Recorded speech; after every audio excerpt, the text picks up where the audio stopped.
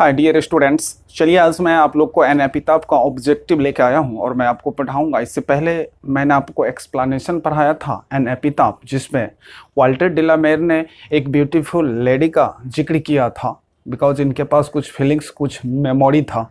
तो आज उस चैप्टर से, पोएम तो बहुत छोटा था लेकिन उस चैप्टर से टोटल 19 क्वेश्चंस यानी 19 क्वेश्चंस मैं आपके बीच लेके आया हूँ। तो आइए फर्स्ट क्वेश्चन देखते हैं क्या कहता है, और आंसर जैसा कि आप लोग के पास है ही तो कोशिश कीजिए जवाब देने का।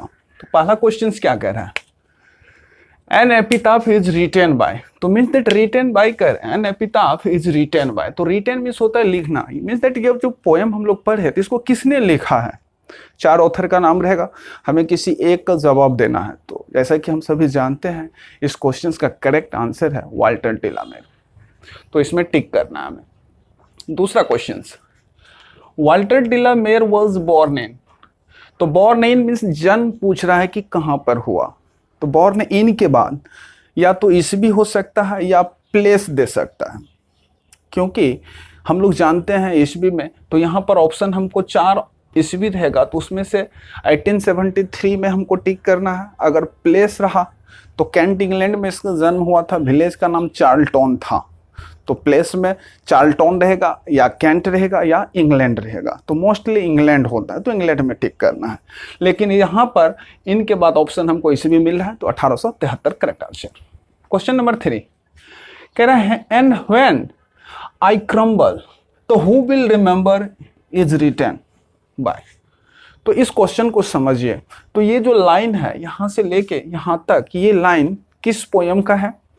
तो ये एन एपिताफ का ही लाइन है, क्योंकि बोला था इसमें वाल्टर डिलामेर कि today I remember that's why I remembering her, if I crumble who will remember हर।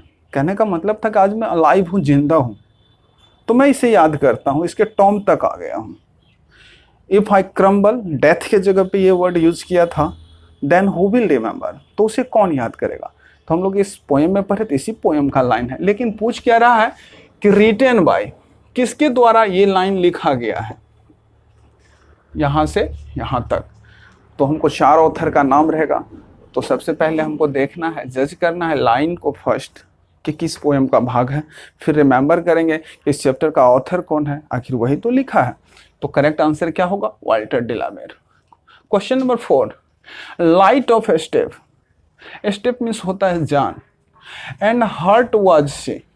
यानी इस पोएम में ही ये लाइन यूज किया था कि light of state and heart was she. कहने का मतलब था कि मोस्ट ब्यूटीफुल लेडी थी वो, अकॉर्डिंग टू ऑथर, जैसा कि उन्होंने एक्सप्लेनेशन हम सभी को बताया। तो वो क्या थी? तो वो थी लाइट ऑफ स्टेप, मतलब थोड़ा बहुत इसकी जान थे ऑथर के, एंड हार्ट वाज शी, और वह उसका दिल था। कौन? वही beautiful lady. That's why he went there on her tomb, इसलिए तो वो उसके टॉम पे चला जाता है और तभी जाके कहता है कि here lies a most beautiful ladies.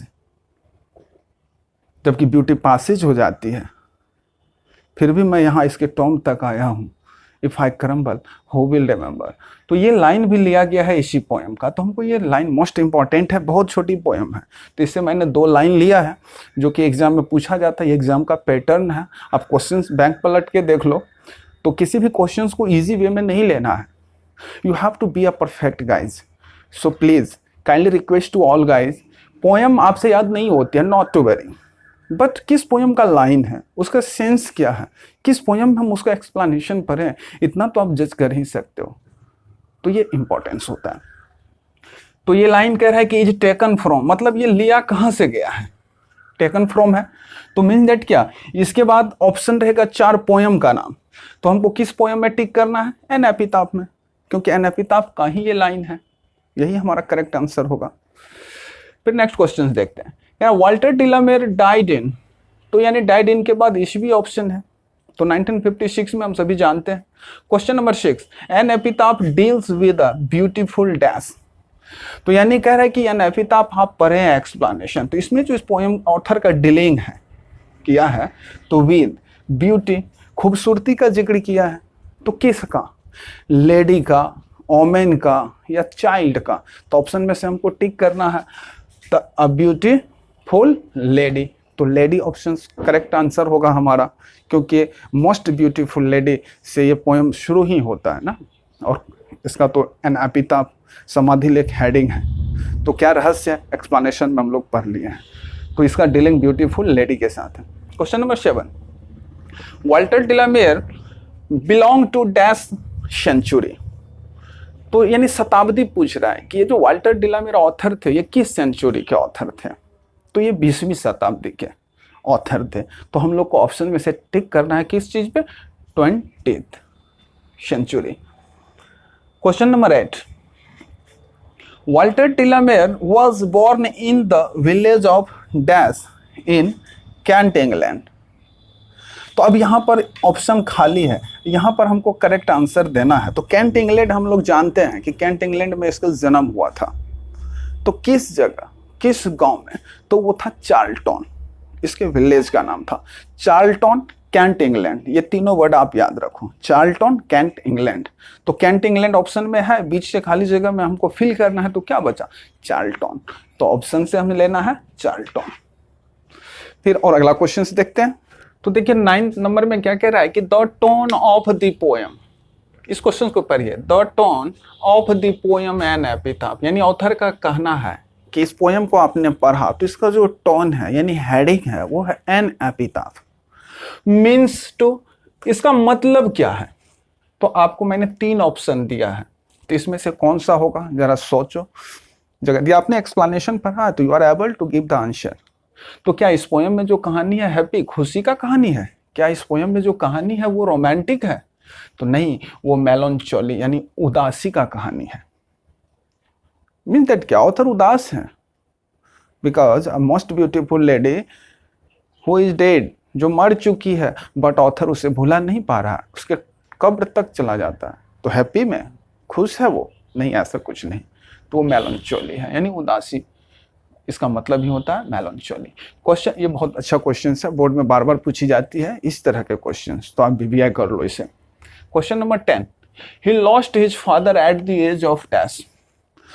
तो ये मैंने अबाउट ऑथर में मिस कर दिया, आपको बताया नहीं। ये जो वाल्टर डिलामेयर के पिता हैं वो अपने पिता को बचपन में ही खो दिया था, और उस समय इसका जो उम्र था वाल्टर डिलामेयर का वो 4 वर्ष का था, तभी वो अपने पापा को खो दिए थे। तो वही चीज़ यहाँ पे पूछा जा रहा है इस क्वेश्चन के थ्रू कि ही लॉस्ट हिज फादर, यानी वाल्टर डिलामेयर जो है अपने पिता को खो दिया एट द एज ऑफ, तो आपको रहेगा 4, 5, 7, 8 या 25, कुछ भी रहेगा ऑप्शन में से। तो हमको टिक करना है 4, क्योंकि 4 ईयर के ही एज में अपने पापा को खो दिए थे। Question number 11, the lady mentioned in the poem an epitaph belong to, यानी इस क्वेश्चन में आप स्क्रीनशॉट चाहो तो ले लो फिलहाल। तो इस क्वेश्चन के थ्रू पूछा जा रहा है कि the lady mentioned in the poem, इस पोएम को आपने एक्सप्लेनेशन पढ़ा एन एपिटाफ में, तो एक लेडी को मेंशन किया गया है। तो बिलोंग टू, वो लेडी कहाँ से बिलोंग करती है वो चीज़ पूछा जा रहा है। तो वो कहाँ से, तो वेस्ट कंट्री से था ना। तो करेक्ट आंसर क्या हो जाएगा, द वेस्ट कंट्री। ऑप्शन से हमें इसमें टिक करना है। Question number 12, songs of children and peacock pie. तो ये दोनों बुक हैं, मैंने बोला था कि इसका फेमस बुक अबाउट ऑथर में मैंने आपको पढ़ाया था एक्सप्लेनेशन के दिन। तो ये दोनों का जो है रिटन बाय, ऑथर कौन है, किसके द्वारा लिखा गया है, तो you have to say Walter de la Mare. 4 option author का रहेगा, हमको वाल्टर डिलामेयर में टिक करना है। Question number 13, Walter de la Mare knew at dash, कह रहा है वाल्टर डिलामेयर ऑथर है एन एपिटाफ का, और इस पोयम में हम लोग कहानी पढ़े हैं किस चीज का, अ ब्यूटीफुल लेडी का। तो उस लेडी को ये जानता है, तो वही कह रहा वाल्टर डिलामेयर न्यू, वो जान गया एट डैश, किसको, तो एक लेडी को जानता था ना, हु इज नाउ डेड, जो कि कह रहा मर चुकी है। तो वो कौन थे, लेडी थी, गर्ल थी, वोमेन थी, मैन थी। क्वेश्चन समझो आप, पहले क्वेश्चन पूछ क्या रहा है, अगर आप क्वेश्चन समझ गए तो आंसर आपके पास है। तो वही कह रहा है वाल्टर डिलामेयर न्यू, मतलब वाल्टर डिलामेयर जानता था a dash a lady who is now dead, जो कि अब मर चुकी है। तो यहां पर हमको आंसर क्या देना होगा, lady. 14, the poet thinks that, कह रहा ऑथर सोचता है कि dash is not over lasting. तो ये देखो लास्ट लाइन में बताया था ऑथर कि ब्यूटी क्या होता है, पासेज कर जाता है। नहीं, पासेज के बारे में हम लोग को एक्सप्लेनेशन में बताया था कि ब्यूटी पासेज कर जाता है, लेकिन यदि क्वालिटी है हम लोगों के पास, एवरीबॉडी रिमेंबर, इसलिए तो ये यूज किया था ऑथर कि ब्यूटी पे हमें ईगो नहीं करनी चाहिए, क्योंकि यह वैनिश हो जाता है, गायब हो जाता है, पासेज कर जाता है। If I crumble then who will remember, इस तरह का लाइन पोयम में यूज किया था ऑथर कि आज देखो मैं जिंदा हूं तो इसके कब्र तक आ गया हूं, क्योंकि मैं जानता हूं इस लेडी को, मोस्ट ब्यूटीफुल लेडी थी, और शायद ही वेस्ट कंट्री में इस तरह की खूबसूरत लेडी फिर कभी जन्म लेगी। लेकिन आज मैं जिंदा हूं तो याद कर रहा हूं। If I crumble who will remember, तो कौन इसे याद करेगा। तो अकॉर्डिंग टू ऑथर ब्यूटी क्या होता है, तो वही पूछ रहा है कि the poet thinks that dash is not everlasting. Author के अनुसार ऐसा कौन चीज है जो ओवरलास्टिंग नहीं करता, ज्यादा दिन नहीं कभी वैनिश हो जाता है, गायब हो जाता है, पासेज कर जाता है, तो वो ब्यूटी है। तो हमको करेक्ट आंसर होगा ब्यूटी। क्वेश्चन नंबर 15 में द पोएट फील्स दैट, कह रहा ऑथर मानता है कि या महसूस करता है कि आफ्टर हिज डेथ, यानी ऑथर को मरने के बाद, nobody will dash her, तो nobody will remember her. तो यहाँ पर से वर्ड एक गायब है, तो वो कौन सा वर्ड है, ऑप्शन में दिया रहेगा, आपको उस चीज में टिक करना है। तो first you have to understand the questions. If you are able to understand then you have answer. तो आप सभी के पास आंसर है, बस try to understand what is asking for. तो बार बार इस चीज को आप देखो, क्वेश्चंस की अंडरस्टैंडिंग पावर बढ़ जाती है, फिर आपको give the answer easy way में आप दे सकते हो।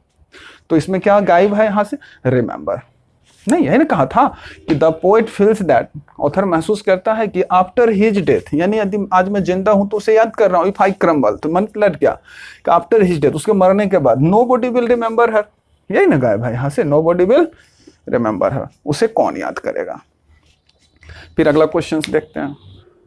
क्वेश्चन नंबर 16 देखिए, Walter de la Mare received the order of merit.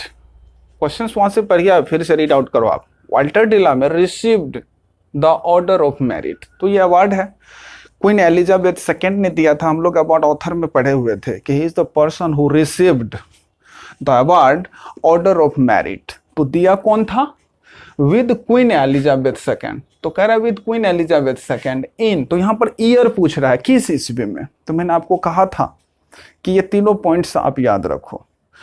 तो वाल्टर डिलामेयर रिसीव किया किस चीज को, तो ऑर्डर ऑफ मेरिट को, किसके थ्रू, तो क्वीन एलिजाबेथ सेकेंड, किस ईस्वी में, तो 1953। तो यहाँ पर वही इन पूछ रहा है, तो यानी आगे डॉट है, तो आंसर होगा 1953। क्वेश्चन नंबर 17 क्या कह रहा है कि the lady belong to the dash country. तो हम लोग जानते हैं कि वह एक मोस्ट ब्यूटीफुल लेडी थी जो बिलोंग करती थी वेस्ट कंट्री से, तो नॉर्थ ईस्ट वेस्ट रहेगा, और बराबर ये क्वेश्चंस पूछता है, तो आपको करेक्ट आंसर देना है west country. Question number 18, the poet considers her the most dash lady. कह रहा है इस ऑथर के बारे में हम लोग पढ़े हैं, इसका जो थॉट विचार थे एक्सप्लेनेशन में, तो एक्सप्लेनेशन में हम लोग क्या सीखे कि द पोएट कंसीडर, याद करता है हर, किसे, तो उसी लेडी को, द मोस्ट डैश लेडी। तो वो कैसी लेडी थी, द मोस्ट ब्यूटीफुल लेडी थी ना। तो ऑप्शन में से हमें क्या लेना है, beautiful. Question number 19, the lady lies in dash. कह रहा है ये जो लेडी है, जिस खूबसूरती लेडी के बारे में हम लोग को ऑथर ने बताया थ्रू द एक्सप्लेनेशन, तो हम लोग क्या सीखें कि the lady lies in Tom और ग्रैब। इसका भी मतलब होता है कब्र, टॉम का भी मतलब होता है कब्र, ग्रैब मीन्स भी समाधि, टॉम्बा मतलब भी समाधि। तो एग्जाम में होता क्या है, कंफ्यूज करने के लिए हम लोग को ये वर्ड मीनिंग चेंज कर दिया जाता है। तो हम लोग को दोनों याद रखना है कि ये जो ब्यूटीफुल लेडीज थी वह लेटी हुई थी कहाँ पे, ग्रेव में या टॉम पे, नहीं वहीं पर तो गया था ऑथर। तो ये रहा इस पोएम का objective section.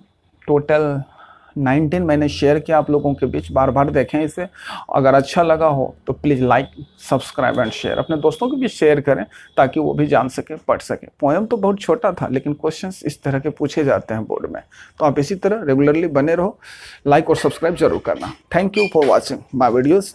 C you again in next lecture. Thank you.